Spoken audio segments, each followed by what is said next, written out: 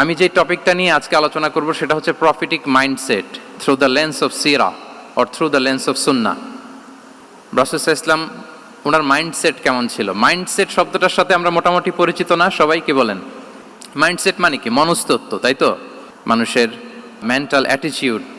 মিজানুর রহমান আজহারী আসলে কতটা ধনী, তিনি কত টাকার মালিক এবং ওয়াজ মাহফিল করতে তিনি কত টাকা পারিশ্রমিক নেন, তাছাড়া তার মাথা নষ্ট করা সিকিউরিটি ব্যবস্থা দেখলে আপনি অবাক হতে বাধ্য হবেন। বর্তমানে বাংলাদেশের সবথেকে সুরক্ষিত ব্যক্তিদের মধ্যে একজন হচ্ছে মিজানুর রহমান আজহারী, যার এক একটি ওয়াজ মাহফিলে 10 থেকে 15 লক্ষ মানুষ হয় এবং মিজানুর রহমান আজহারীর ইনফ্লুয়েন্স ক্ষমতা অনেক বেশি।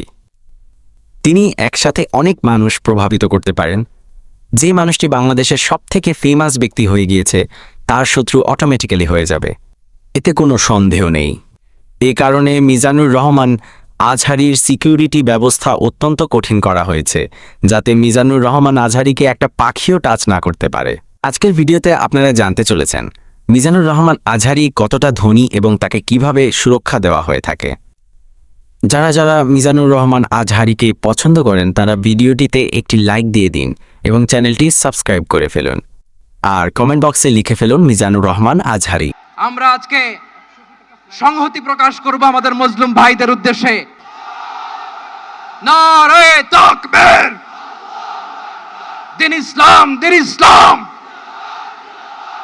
বন্ধুরা, বাংলাদেশের পাশাপাশি পুরো পৃথিবীর একজন বিখ্যাত ইসলামিক বক্তা হচ্ছেন মিজানুর রহমান আজহারী। তিনি বাংলাদেশের সবথেকে ফেমাস ইসলামিক স্কলার এবং মিজানুর রহমান আজহারীর গাড়িবহর দেখে আপনি বুঝতে পারবেন যে তিনি কোনো সাধারণ আলিম নন। তিনি হেলিকপ্টার নিয়ে ওয়াজ মাহফিলে আসেন এবং তার গাড়িবহর যখন যায় তখন দেখে মনে হয় কোনো সিনেমার শুটিং হচ্ছে, কারণ একই লাইনে 4 থেকে 5টি গাড়ি যেতেই থাকে। মিজানুর রহমান আজহারী গাড়ির বহর নিয়ে চলাচল করেন এবং ডক্টর ইউনুসের মতো তার সিকিউরিটির প্রোটোকল রয়েছে।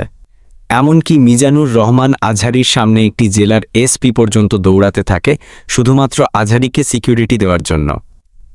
এবং মিজানুর রহমান আজহারী এতটাই জনপ্রিয় যে হেলিকপ্টার থেকে স্টেজে পৌঁছতে তার 1 থেকে 2 ঘন্টা সময় লাগে, কারণ মানুষ তাকে রীতিমতো ঘিরে ফেলে শুধুমাত্র তার স্পর্শ পাওয়ার জন্য। দুঃখের আধার শেষে আলোর প্রভাত হাসে, হতাশার কালো মেঘে যায় গো ভেসে। মিজানুর রহমান আজহারী বেশ কয়েকটি উৎস থেকে আয় করে থাকেন। তার সোশ্যাল মিডিয়া প্ল্যাটফর্ম রয়েছে, যেমন তার রয়েছে একটি বড় ইউটিউব চ্যানেল যেখানে 3 মিলিয়নের উপরে সাবস্ক্রাইবার রয়েছে। এছাড়া মিজানুর রহমান আজহারী আয় করে থাকে বই লেখালেখির মাধ্যমে। প্রিয় কিছু বই বাজারে রয়েছে, তার মধ্যে রয়েছে মেসেজ, এর পাশাপাশি রয়েছে আহ্বান। তার বইগুলো বাজারে অত্যন্ত জনপ্রিয়তা অর্জন করেছে। এছাড়া তিনি বিভিন্ন ওয়াজ মাহফিলে ভালো রকমের পারিশ্রমিক চার্জ করে থাকেন। যেহেতু তিনি বাংলাদেশের সবথেকে সেরা ইসলামিক স্কলার, তাই তার ওয়াজ মাহফিলের চার্জ বেশি হবে, এটাই স্বাভাবিক। আর এই উৎসগুলো হচ্ছে আজহারীর হালাল ইনকামের উৎস। তবে তার আসল সম্পদের পরিমাণ কত এখনো পর্যন্ত জানা যায়নি। আমি অনলাইনে এই বিষয়ে অনেক ঘাঁটাঘাঁটি করেছি, কিন্তু আসল সম্পদের পরিমাণ জানতে পারিনি। বিশ্বনবী বলছেন, লা নাবিয়্যা বা'দি ওয়ালা রাসূলা, আমার পরে কোনো নবী নাই, রাসূল নাই। লাউ কানা বা'দি নাবিয়্যুন লাকানা উমার, তবে আমার পরে যদি নবী হওয়ার কোয়ালিটি আমার কোনো সাহাবীর মধ্যে থেকে থাকে, আমার ওমরের মধ্যে সেই কোয়ালিটি আছে। বন্ধুরা, শুধুমাত্র 2019 সালে মিজানুর রহমান আজহারী 15,000 ওয়াজ মাহফিলের দাওয়াত পেয়েছিলেন। যেখানে একজন বক্তা 5 থেকে 10টি ওয়াজ মাহফিলের দাওয়াত পায় না, সেখানে আজহারী 15,000 ওয়াজ মাহফিলের দাওয়াত পেয়েছেন, এবং সেটিও 1 বছরে। প্রথমেই বুঝতে পারছেন আজহারী বাংলাদেশে কতটা জনপ্রিয়। তিনি বাংলাদেশে এতটাই পপুলার যে তার এক একটি ওয়াজ মাহফিলের জন্য রীতিমতো শিডিউল মেনটেন করতে হয়, এবং বাংলাদেশে বলতে গেলে তার 0 হেটার্স রয়েছে। আজহারী যেমন বাংলাতে সুবক্তা, ঠিক তেমনই ইংরেজি এবং আরবিতেও দক্ষ। তার সম্পূর্ণ নাম হচ্ছে ডক্টর মিজানুর রহমান। তবে তিনি মিশরের আল আজহার বিশ্ববিদ্যালয় থেকে পড়াশোনা করার কারণে তার নামের সাথে আজহারী যোগ করা হয়েছে। বেশিরভাগ মানুষ তাকে আজহারী বলেই চেনেন। তিনি জন্মগ্রহণ করেছিলেন 1990 সালে, তো সেই হিসাবে তার বর্তমান বয়স হচ্ছে 35 বছর। তার পেশা হচ্ছে তিনি একজন ইসলামিক বক্তা এছাড়াও প্রচারক এবং ধর্ম গবেষক। তিনি জন্মগ্রহণ করেছেন ঢাকার ডেমরাতে, তবে তার গ্রামের বাসা হচ্ছে কুমিল্লাতে। বর্তমানে তিনি বিবাহিত। 2017 সালের দিকে তিনি বিবাহ বন্ধনে আবদ্ধ হন। তবে আজহারীর কতজন সন্তান রয়েছে এই নিয়ে বিতর্ক রয়েছে।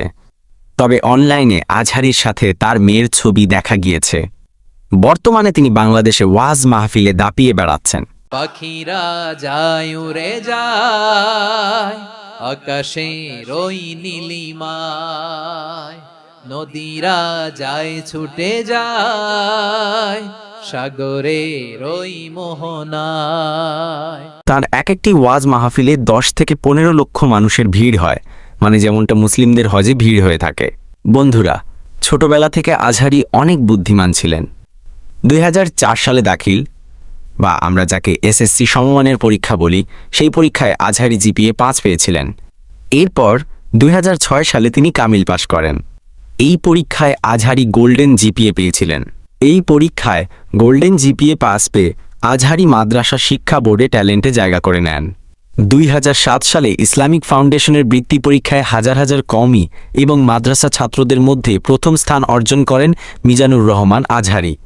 এই পরীক্ষায় প্রথম স্থান অর্জন করার কারণে তিনি মিশরের আল আজহার বিশ্ববিদ্যালয়ে পড়াশোনা করার সুযোগ পান। তখন থেকে তিনি এই বিশ্ববিদ্যালয়ে পড়াশোনা করতেন। এই বিশ্ববিদ্যালয়ের তাফসির এবং কোরআন ডিপার্টমেন্ট থেকে 2012 সালে 80% সিজিপিএ নিয়ে আজহারী অনার্সের ডিগ্রি লাভ করেন। এরপর 5 বছর পড়াশোনা করার পর তিনি মালয়েশিয়ার ইন্টারন্যাশনাল ইসলামিক ইউনিভার্সিটি থেকে পোস্ট গ্র্যাজুয়েশন বা মাস্টার্স করেন। এরপর থেকে তিনি সেখানেই পিএইচডি করার সিদ্ধান্ত নেন। এই বিশ্ববিদ্যালয় থেকে পিএইচডি শেষ করার পর তার নামের আগে ডক্টর যোগ হয়। তবে বন্ধুরা, অনেক মানুষ রয়েছেন যারা আজহারীর পেছনে পড়ে থাকে। আমার মনে হয় যারা আজহারীকে সহ্য করতে পারে না, তাদের ইসলাম সম্পর্কে খুবই কম জ্ঞান রয়েছে। আসলে বাংলাদেশের শিক্ষিত সমাজ এটা ভালো করে জানে যে আজহারী কেমন মানুষ এবং তার সক্ষমতা কতটুকু। শেখ হাসিনা সরকারের কারণে আজহারীকে দেশ ত্যাগ করতে হয়েছিল, আর এর প্রতিবাদ দেখা গিয়েছে আজহারীর কথায়। সম্প্রতি ওয়াজ মাহফিলে তার কিছু কথাবার্তা থেকে বোঝা গিয়েছে আজহারী শেখ হাসিনা সরকারের ওপর কতটা রেগে আছেন। তিনি বিভিন্ন ওয়াজ মাহফিলে হাসিনা সরকারকে আচ্ছা করে ধোলাই দিচ্ছেন। আজহারী বলেছেন, শেখ হাসিনা যখন ক্ষমতায় ছিলেন তখন ওয়াজ মাহফিল করার জন্য বেশ কয়েকবার অনুমতি চাওয়া হয়েছে, কিন্তু আজহারীকে একবারও অনুমতি দেওয়া হয়নি। উনি কিন্তু আমার আব্বা, জানেন? এজন্য আব্বা আম্মার কাছ থেকে দোয়া চাইতে হবে।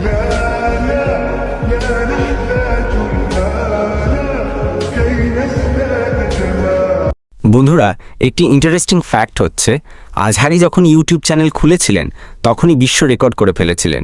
আসলে ইউটিউব চ্যানেলটি ক্রিয়েট করার আগে তিনি তার ফেসবুক পেজে বলেছিলেন যে আমি একটি ইউটিউব চ্যানেল খুলছি, আপনারা সেখানে সাবস্ক্রাইব করুন। আজহারী যখন তার নতুন চ্যানেল খুলেন তখন কোনো ভিডিও ছাড়ার আগেই সেই চ্যানেলে 1 লক্ষ সাবস্ক্রাইবার হয়ে যায়, এবং মিজানুর রহমান আজহারীর 1 মিলিয়ন সাবস্ক্রাইবার হয়ে যায় মাত্র 17 দিনে। পুরো দক্ষিণ এশিয়াতে আর কারো রেকর্ড নেই যে মাত্র 17 দিনে 1 মিলিয়ন সাবস্ক্রাইবার অর্জন করেছে। মিজানুর রহমান আজহারীর পরে আছেন সালমান খান।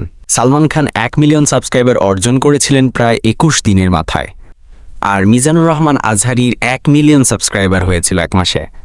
এই রকম রেকর্ড বাংলাদেশে আর কেউ করতে পারবে বলে আমার মনে হয় না। মিজানুর রহমান আজহারী তার এই ইউটিউব চ্যানেলের মাধ্যমে ইসলামের সঠিক বিষয়গুলো তুলে ধরছেন। তিনি প্রতিনিয়ত চেষ্টা করছেন বাংলাদেশের মানুষদের ইসলামের সঠিক জ্ঞান প্রদান করতে এবং সুন্দর সমাজ গড়তে, যেখানে মানুষ শৃঙ্খলভাবে বসবাস করবে।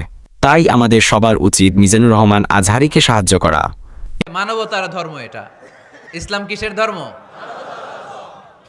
Humanitarian religion. ইসলাম আমাদেরকে শিখিয়েছে মানুষকে মানুষ হিসেবে কনসিডার করো এবং তার কথাগুলো মেনে চলার চেষ্টা করা। এখন কমেন্ট করে জানিয়ে দিন কারা কারা মিজানুর রহমান আজহারীর ভক্ত। এছাড়া যেমনটা আমি সবসময় বলি, আপনারা যতই ব্যস্ত থাকুন না কেন, নামাজ পড়তে কিন্তু অবশ্যই ভুলবেন না, কারণ নামাজ হচ্ছে জান্নাতের চাবি। ভালো থাকবেন।